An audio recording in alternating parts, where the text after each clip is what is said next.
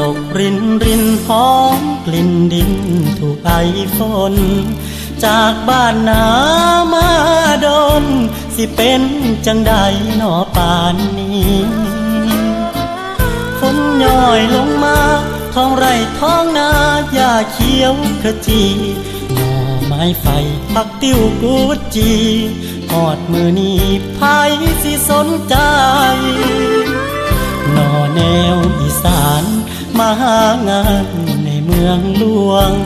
เสียงโชคเดินตามดวงเหมือนแมงระงำบินต่ำแสงไฟบางก็โชคดีมีงานทำได้เงินกลับไปบางคนสู้จนแพ้พ่ายเมื่อบ่ได้อยู่ไม่มีหวังคือภาพที่เห็นจากพี่น้องบ้านเฮาเหมือนหนังขายยาเรื่องเศร้าฉายภาพเก่าซ้ำเดิมอีกครั้งคอยก็หนึ่งคนที่ติดหวังวนเหมือนปลาลงวังคือทอดบ้านเฮาวังวังทุกยามฝนหลั่งรินในเมืองหลวงฝนตกรินรินหอมหินหินอยู่ในหัวคือกลิ่นขี้ควายขี้งัวกลิ่นดอกสะแบงเบ่งบานเป็นพวงส่งสายตาเงาผ่านม่านฝนโค้งฟ้าเมืองหลวงฝากใจกลับไปถามทวง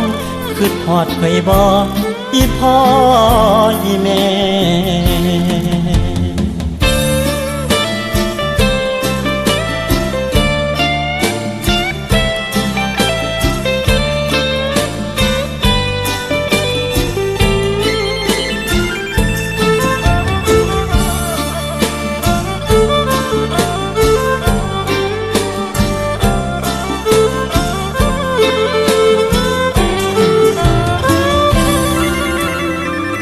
ฝนตกรินรินหอมหินหินอยู่ใน